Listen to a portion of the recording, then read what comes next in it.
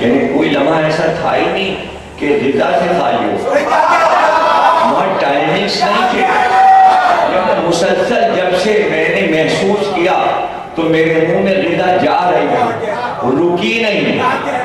یہ کون سا لمحہ آ گیا کہ میرے منہ کے پاس غذا بھی نہیں ہے, موسم بھی بدلا ہوا ہے, سردی بھی لگ رہی ہے, ہوا بھی لگ رہی ہے, میرے کپڑے کیا ہوئے, میری چادر کیا ہوئے. اب بتاؤں کیسے؟ اس لیے کہ جہاں آیا ہوں سب میرے لیے انجان ہے.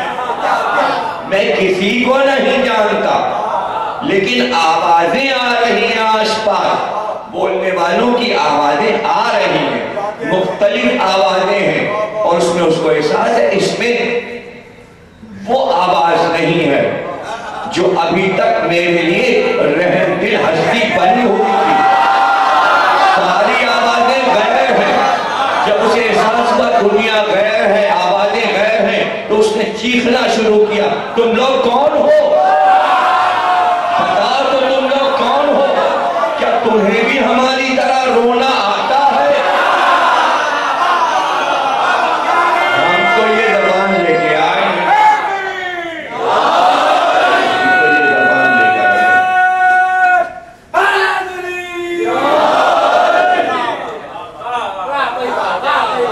تھوڑی دیر میں اس نے پانی کی خنکی محسوس کی. اس کے جسم پر پہلی بار پانی گرا, اور چیخا اور چیخا. اب تو زمین و آسمان ایک کر دی اس نے کہ اب تک کوئی مدد کو نہیں آ رہا, کب سے میں پکار رہا ہوں, وہ رحم دل ہستی کہاں ہے جو ابھی تک میری پناہگاہ تھی؟ کیا وہ میری آواز نہیں سن رہی ہے؟ لیکن کچھ ہلکی ہلکی چمکارنے کی آوازیں آئیں, جیسے کوئی دلاسا دے رہا ہے. کچھ دیر کے بعد مجھے اڑا دیا گیا, تو میں نے کچھ گرمی محسوس کی. جب میں نے گرمی محسوس کی, پھر کچھ اور وزن محسوس کیا, رضائی اڑا دی گئی. تو پھر میری آنکھیں بند ہونے لگیں, اس لیے کہ ٹھنڈک سے میں گرمی کی طرف آیا تو مجھے نیند آنے لگی. میں نے آنکھیں بند کر لی, ابھی میں نے آنکھیں کھولی ہی کہاں تھیں, لیکن مجھے نیند آ گئی. لیکن نیند میں مجھے احساس ہوا کہ ابھی تک جو غذا مجھے مل رہی تھی, اب میرا پیٹ خالی ہے, کچھ بھی میرے پیٹ میں نہیں جا رہا جو خالص غذا جا رہی تھی. تو چونک کر رونا شروع کر دیا. بس اب یہ جو رلائی تھی تو اس کو وہ چیز مل گئی جو وہ طلب کر رہا تھا, ماں کے پہلو میں اسے پہنچا دیا گیا تھا. اور اب اسے احساس ہوا کہ اب تک جو غذا مل رہی تھی یہ غذا اس سے شیریں ہے.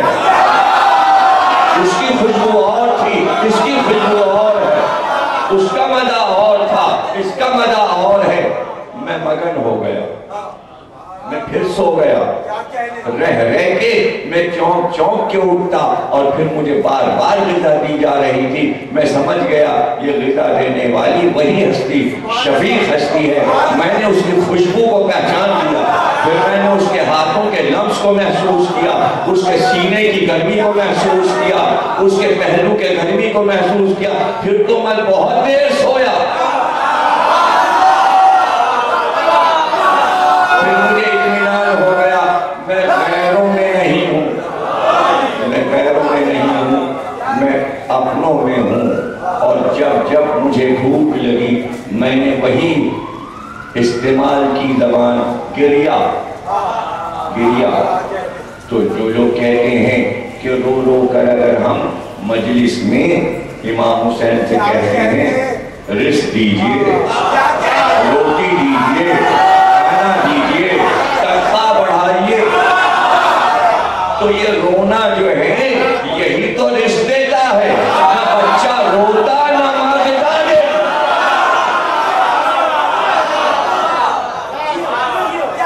اگر میں روتا نہ تو مجھے یہ غذا نہ ملتی. مجھے تو رزق ملا گریا سے, اب میں گریا کیسے چھوڑ دوں؟ اور مجھے تو اب یہ پتہ بھی نہیں کہ گریا بدعت ہے یا ثواب. مجھے یہ نہیں پتا. مجھے یہ معلوم ہے کہ اچھا برا سمجھانے والا اس نے مجھے اچھا برا سمجھایا اور الہام کیا، اس نے مجھے یہ بتا دیا تھا جب تک تو اپنی زبان سے بولے گا نہیں اس وقت تک تیری زبان یہی رہے گی۔ تجھے رونا ہے، اپنی تکلیفیں بھی بتانا، رو کے بتانا، اپنی ضرورت بھی بتانا، رو کے بتانا۔ تو پتا چلا کہ قرآن میں ہر نبی اللہ سے جب ضرورت طلب کرتا ہے تو وہ روتا کیوں تھا؟ اس لیے کہ آغاز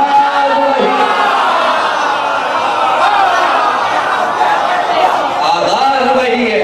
ارے ہم بھول جائیں کہ کب ہم روئے تھے اور آج ہم بدعت کہیں، جبکہ رو رو کے سب کچھ ماں سے مانگا تھا۔ آج انبیاء کیسے بھول جاتے؟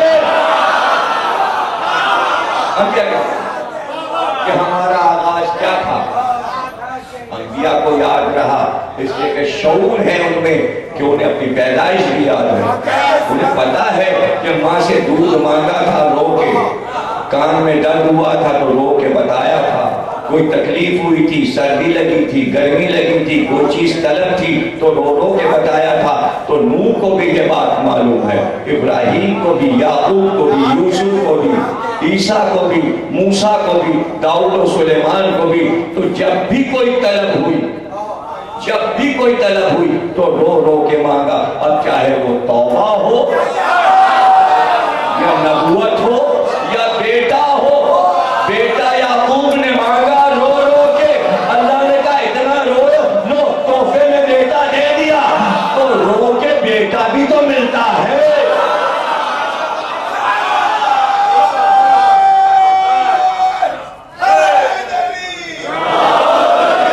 دنیا والوں کا اپنا مقصد تھا، اپنے مسائل تھے، ہمیں کیا پتا کہاں اتنا شعور تھا اس وقت کہ ہمیں یہ بات کوئی بتاتا اور سمجھاتا کہ یہ جو سب ہنس رہے ہیں اور جو باجے بج رہے ہیں، میں رو رہا ہوں، یہ ہنس رہے ہیں، میں رو رہا ہوں، یہاں خوشیاں منائی جا رہی ہیں۔ مجھے نہیں پتا تھا کہ میں پہلی بار پیدا ہوا ہوں، اولاد نہیں تھی اس گھر میں، مجھ کو یہ سب کیا پتا کہ ان کی خوشیاں کس بات کی ہیں اور میرا رونا کس لیے ہے۔ لیکن اگر وہی بچہ آتے ہی پھر رخصت ہو جائے تو ساری خوشیاں خاک میں مل جاتی ہیں۔ اللہ یہ بتانا چاہتا ہے زندگی ہم نے عطا کی ہے، موت ہم نے عطا کی ہے، تمہاری خوشیوں کو ہم لمحوں میں تباہ اور برباد کر سکتے ہیں۔ اس بچے کو زندگی دے رہے ہیں، اس لیے دے رہے ہیں کہ تم خوشیاں مناؤ، زندگی اس لیے دی ہے تاکہ تم شکر کرو، اور جب شکر کرو گے تو انبیاء کی سیرت تم پڑھ چکے ہو، شکر قبول نہیں جب تک گریہ نہ ہو۔ تو اس سے بڑی ناشکری کیا ہوگی کہ ہمارے دربار میں ہم سے بیٹا لے کر، اولاد لے کر تم نے شکریہ بھی نہ ادا کیا۔ اسی لیے تو ہم نے شعور عطا کیا کہ اگر بچپن میں تم روئے تھے اور ہم ہی نے الہام کیا تھا کہ جب دنیا میں جانا تو روتے ہوئے جانا، اور جب تم جوان ہو گئے تو اکڑ پیدا ہو گئی، تو ہمارے کہنے پر انبیاء کی سیرت پر تم چلنے کو تیار نہیں۔ ہمیں معلوم ہے کہ جوانی آنے کے بعد اب تم اس طرح نہیں رو گے جیسے پیدا ہوتے وقت روئے تھے، تو اب ہم نے طے کیا کہ ہم جوانی کے بعد بھی رلائیں گے۔ اس لیے ہم نے واقعہ کربلا رکھا کہ جب نہیں روتا وہ بھی روئے، اور یہ بھی کہہ دیا جو حسین پہ نہیں روئے گا وہ عذاب میں مبتلا ہوگا۔ اس لیے کہ ہمارے دربار میں گریہ جو ہے وہ شکر ہے۔